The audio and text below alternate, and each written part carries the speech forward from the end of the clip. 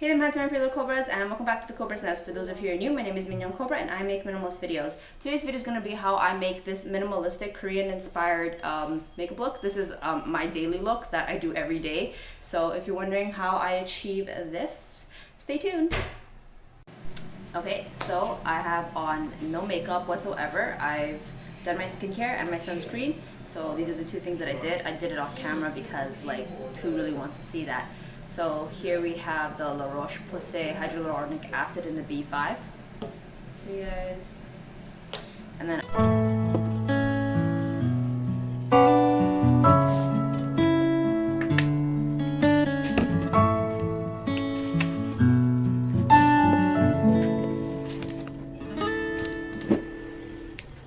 I have sunscreen from Bior and I just put that on. Okay, so now that I've done that, I have here this little cute wooden board, and I just kind of put my makeup on and put my makeup on it, and I just bring it here. Okay, so let's just start doing it.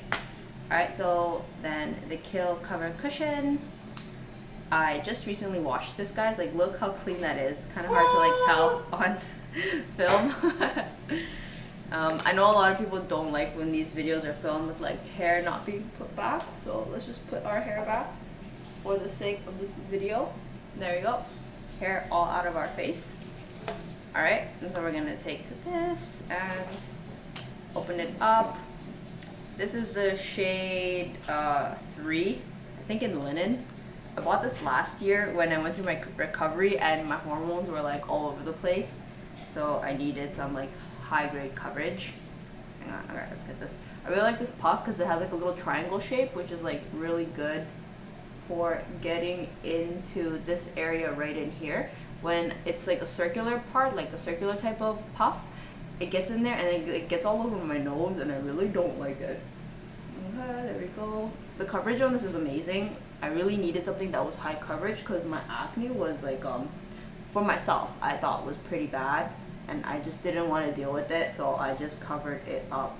Put that on my eyes. I kind of use this now as like a concealer and I don't put anything else on. I have my sunscreen as my protective base and then I just use this and just pretty much highlight my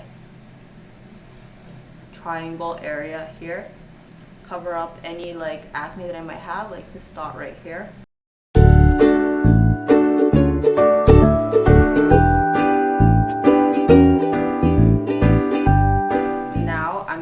To do my eyes, and I have this like Innisfree palette, and inside I have like some shades. The original shades were like these types, but I guess I've kind of like moved around some things. These other smaller ones that don't fit are not actually from this palette. They're from the 1028 palette and I just stuck it on here. That's one of the things that I really like about magnetic palettes, is that I can kind of customize the palette and have the things that I do use in like on the daily just here and like ready to just be easy access and put on my face. So right now I just take this one. It's a very popular shade. I think it's the M3, which is originally from Innisfree, and I just kind of put that all over my lid.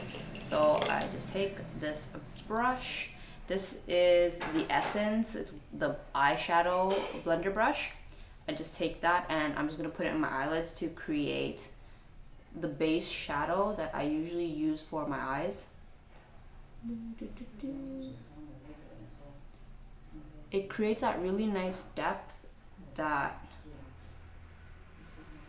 I like, because I do have heavy set eyes, so I like that it kind of creates more, it kind of accentuates it. And then I use the same shade, and from where my eyebrows end, I guess, or begin, not from here, this is where I used to do it in my eyes, that my nose contour looked really bad, but now I do it from here and I just contour my nose, and it creates kind of more of a elegant nose, I guess. I didn't used to contour my nose before. I was kind of like, what's the point? Like, I already have a straight nose, like whatever. But I find that this kind of gives it like shape, which I think is kind of important. And then I just kind of feather the bottom part out of my nose. Then there, you don't want too much product. I used to make this mistake. I used to have a lot of product and it would kind of make my nose look very muddy. Like even right now on camera, you can't really tell that I've contoured much, but it will pop when it's in contrast with highlighter. All right, so that's done my shade. Okay, I'm gonna take another brush. Where is that? Okay, here we go. This is a Miniso brush, and yeah, it has two ends. This was from my my uber minimalist days where I needed to have a brush that had like, it was all in one transformer brush. So I have here the blending, and then here is the smudging. And I'm gonna take this orange shade. It's like a very like, kind of like a burnt orange, and just put it on my eyelids. I've been really feeling orange recently because I've been into this whole beige cream kind of look, and a lot of Koreans do use a lot of orange in their makeup, which I've been really vibing with, and I think looks especially pretty. Oh, and now I'm just gonna buff it out. I think it looks especially pretty if you have your natural hair color. This is my natural hair color. I have grown it out and it's been like taking forever, but it finally happened. So I find that kind of like, I have like a very deep mocha kind of hair color. I find that it pairs very well with orange. So those together, and then I just kind of buff it out, buff the other side, buff, buff, buff, buff. And then I take the smudge end again, and then we're gonna pair the orange underneath in our aegyeosal, which is the Korean word for, I guess, eye bag. I didn't used to do this when I first started doing makeup, and then I realized that it leaves my makeup kind of lacking. All right, there we go. Now we're gonna do highlight in the eye. I take a very small smudge brush, also from Essence. I love these. I think these are really good, and they're really cheap. Like, at least they are in Taiwan. And yeah, I just kind of I've been collecting them throughout the years. I also really like how it's like rose gold with white. I don't know, it's just so aesthetic. Anyway, we're gonna take this and we're gonna take a highlighter shade. No, not that one, sorry, this one at the bottom here that I've like definitely hit pan on and is like one of my like go-to highlighters. It's like a very soft kind of pearlescent. It's also from 1028. It was from when Taiwan was doing those, it was like all the rage to just buy like palettes and DIY your own palettes. Okay, so we're gonna just take that and we're just gonna kind of lightly highlight the aegyeosal. Take that. I really like doing this look because it gives your eyes kind of like a soft, like when you're young and you're youthful, you carry a lot of fat in your face, so kind of highlighting this like plumpness in your under eye kind of gives you more of a plush, youthful look. So that is one of the reasons why I do it. I also personally think it's extremely attractive. I think it's really nice. I find that like Caucasians don't naturally have that nearly as much as Asians. Asians naturally have like that big puff under their eye and it looks so good. Like Will has a really huge aegyeosal, and every time he laughs, I just like look at it. I'm like, that's so plump. So I do my best to mimic it. I don't naturally have it if I don't highlight it.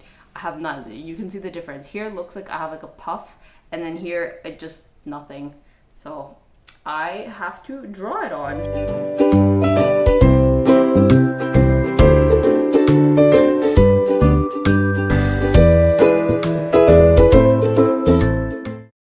I don't usually do this on my like daily makeup, but what I do is, and a lot of Koreans do this, is they take like a very sharp like angled brush that usually you do for like filling in your brows or whatever you're doing like your eye makeup, but they actually take like a very like ash brown and they kind of like underdraw a line under the aegyeosal to kind of further emphasize it. I don't like how it looks on the daily, but I think it looks really good on camera. So I'm gonna take that and I'm just gonna, usually you kind of want to do this with your eyes, give like the puff and then just draw it underneath. And there we go. The other side as well.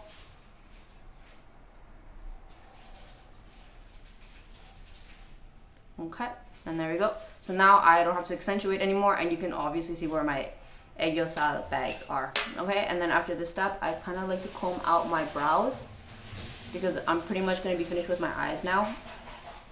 We're going to take the eyelash curler and curl the lashes. If you're wondering what this is from, this is my 1028 curler. I have loved to death. Like, it's pretty filthy and well loved. It's got like this cute little pearl thing at the bottom, and they curl lashes really well. I think like a secret that most people don't really talk about, I don't think it has too much to do with the eyelash curler mechanism itself, so much more that has to do with often changing the pad on the inside. If you change the pad often, when it's like a fresh pad, you'll find that your like eyelash curls quite nicely, as opposed to I don't know, maybe, I don't know if people don't know that, but like you can replace the little squishy thingy on the inside. I have to replace mine. Mine is like pretty like worn out, and if you don't change it, you actually damage your lashes. Okay, then next, this is also for 1028. This is the waterproof mascara in chocolate brown. I think brown is very flattering because it's very soft. It pairs very well with orange. I think like the browns and the orange, I think they're very like natural shades. They're not as harsh as black. Last year I was really into doing my makeup in a more harsher, more ashy kind of tone. This is more like a lighter shade, like browns and oranges. Before, I used to use like purple, I used to use dark brown, and I used to use black mascara. It just created a different look. It kind of created a more the look that I was going for at the time was more emphasizing my pale skin, so the contrast was more that. Now I try to create more of like a uniform look, so I wear like lighter shade, so I wear like not as pale foundation, and I pair it with like oranges and browns, so it all just kind of looks more like effortless, sort of more natural, like all like together. So there's that. Okay, once I'm pretty much almost done, then I'm just gonna highlight. So for that, I'm gonna take my 1028 in the super shimmering highlighter. This is a rose gold Para Papa edition. I have a friend who really likes watching this show, so when I saw it, it reminded me of her. So I was like, okay. To open this, I usually use like a sharp tool. I no longer use my nails because that is how I ended up wrecking my nails. Like after I got into the like habit of always like doing my nails are like really weak, so I have to like use tools, otherwise it's just gonna wreck my nails. Anyway, I take a fan brush. I usually don't use a fan brush. I actually use like a more like precise tool, but I just recently washed my brushes for this video, so this is still wet, so I use my backup, the original one, which is a fan brush. I used to always do a fan brush, and I don't know, I found that one's also the Essence Highlight Hollow, what is it? Hollow lighter brush. But yeah, this is old school doing this. This looks really well when the brush is freshly washed. When it's kind of like mucked up with product, it kind of like smears everything. So yeah, I just put it like here in like when I like smile, this angle here, and I just kind of go for that. Then I do my chin as well. I do my Cupid's bow, and then I highlight my nose. I don't highlight the tip where the tip would be in the center. I highlight a little bit higher than the tip to kind of give it like that kind of like cute elevated look. If you can kind of see, like if I did it lower, it would actually elongate my nose. And then I highlight the bridge of my nose, leaving a little bit of space here of unhighlighter, which kind of gives the illusion of a curvature where the light would hit. So do that, there we go. Then I take a finger and I like put this in the like curvature, the arc of my eyebrow. Oh, there you go. Wow, I got some product on my eyelashes. I mean on my brow. I'm pretty much done. Oh, there's one last thing that I need to do, and that's contour. So I like to keep the look very uniform, so I'm just gonna go back in with that same shade and just take the same brush that I used for like contouring my eye socket and do it again. Just take that, put it like, if I like suck in this line, I just follow this line, like no need to make up anything, just follow it.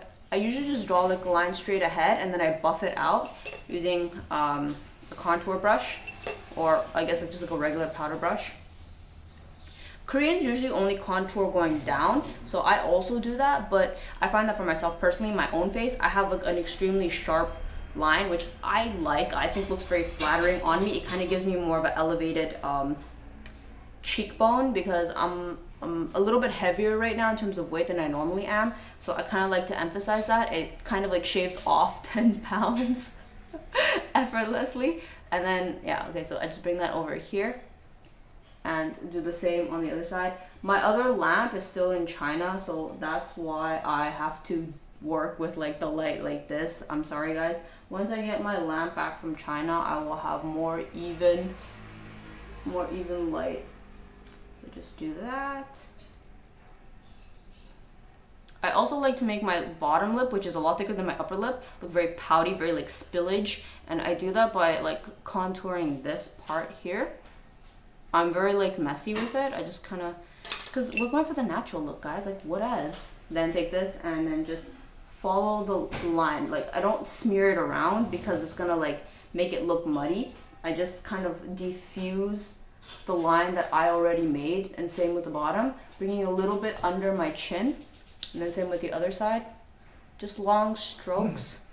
Same with here, and then a little bit coming down, just in a line, not like bringing it out like further in, just like up and down in the same line, because this will kind of give us like that really beautiful Korean V shape that they all go for with plastic surgery, but we're just gonna do it with makeup. Okay, and that is pretty much my simple everyday Korean inspired makeup look. So if you enjoyed this video, give it a thumbs up. If you want to leave any comments down below, I always read them, and I'll see you guys in my next video. Thanks for watching. Bye.